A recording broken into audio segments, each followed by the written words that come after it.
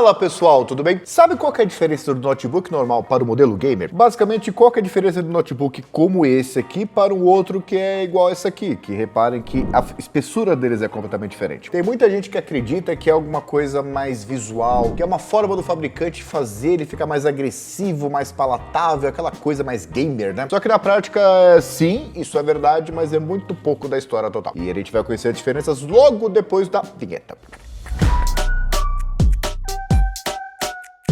Muito bem, como eu disse, o visual agressivo sim é calculado para passar aquela impressão, aquela experiência de você jogar numa máquina que é preparada para isso. Meio que um carro de guerra, caso você vá correr, sabe? É uma coisa mais bonita, uma coisa mais trabalhada, tem uns desenhos aqui, um tribal, sabe? É um negócio pensado nisso. Então sim, tem a parte visual que os fabricantes cada um faz da própria maneira, né? Para deixar ele mais palatável, mais combinando com o visual agressivo de quem vai competir. Dois, é claro que a configuração de um modelo pensado para ter uma configuração gamer é mais potente. Tanto a CPU, que tem mais núcleos, tem um TDP maior, tem mais gigahertz, enfim, tem todo um conjunto de especificações voltada para entregar o máximo desempenho possível. Não tá tão preocupado assim em esquentar e não tá tão preocupado assim em economizar energia. E o mesmo é válido para as placas de vídeo, porque uma forma assim bem chucra de colocar é você falar que não cabe uma 3070 em um modelo tão fino como esse aqui, sabe? Da mesma forma, um Core i7 pensado para desempenho, ele meio que passa dos limites térmicos aceitáveis de uma máquina muito fina. E resumindo isso, o modelo gamer ele tem um sistema de refrigeração muito mais eficiente. É um sistema de refrigeração que não está mais tão preocupado assim com o barulho, ele só quer manter os componentes bem refrigerados para você jogar o máximo ali durante horas seguidas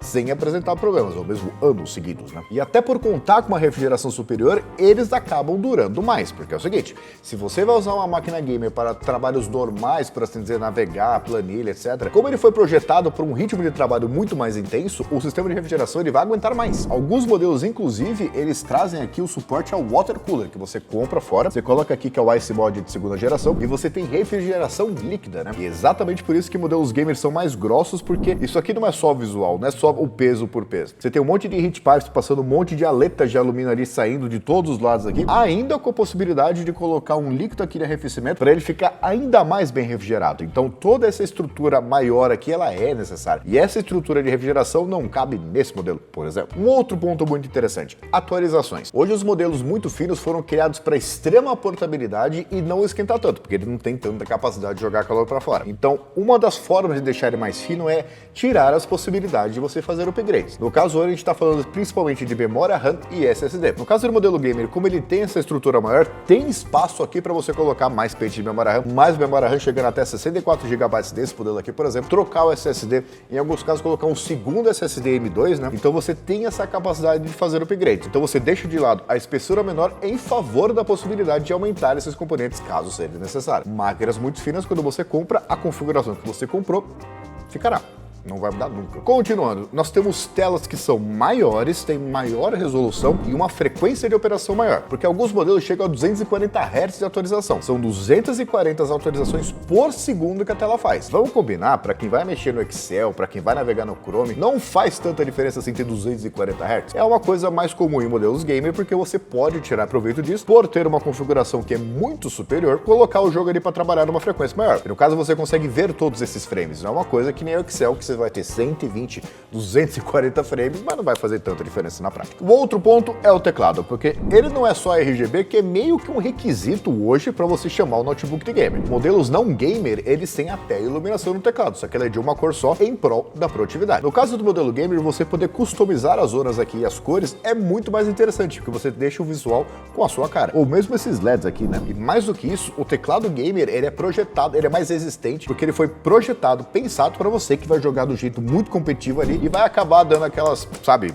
patadas no teclado. Não é como um teclado normal, por exemplo, que você usa ele só para digitar texto. Um outro ponto interessante é a quantidade de portas. Eu já vi a Vel com 6 portas USB. No caso, a HDMI é garantido, você tem várias portas USB, ainda tem entrada para microfone e fone de ouvido separado, que é uma coisa que tá sumindo, né? Você tem ali o DisplayPort, Thunderbolt, um monte de coisa que você pode conectar do jeito que você quiser. Já o modelo ultrafino, de vez em quando, traz uma porta ou duas ou mesmo 3. Tem casos de ultrafino, por exemplo, que trazem 2 Thunderbolt e uma entrada de fone de ouvido, sendo que você usa uma delas para carregar. E eu não sei você, mas é difícil encontrar um mouse que não seja exclusivamente Bluetooth ou que trabalhe com um dongle USB-C ou Thunderbolt. Porque o foco dela é a espessura mínima possível e você acaba tendo que abrir mão de algumas coisas como portas. E para não ser, então o notebook gamer é melhor em absolutamente tudo. Na verdade, não. Eles são modelos que são mais pesados, sendo um problema para você que vai colocar ele na mochila todo dia e levar para a faculdade, né? E a autonomia deles também não é das melhores, porque ele foi projetado ali para você usar ele com um cabo, que aí você desbloqueia todo o poder de processamento dele. Mas a autonomia máxima dele, apesar de não ser ruim, porque você pode gerenciar aqui a energia de uma forma que você ganhe mais horas de uso, não é projetada para você ficar com ele fora da tomada. Na hora de jogar, se você colocar ele no máximo, ele dura assim 1 hora e meia, porque você tá com todos os componentes funcionando, exigindo o desempenho ali ao mesmo tempo. E até o carregador, por exemplo, em alguns casos chega a 280 watts, então você imagina o tamanho dele, né? Levar isso na mochila todo dia para lá e para cá não é exatamente uma experiência muito boa. Então quando você compra um modelo gamer, você já tá pensando que você vai se pegar, sentar com ele aqui, ou tendo um desempenho excelente para você, por exemplo, editar vídeos, trabalhar com CAD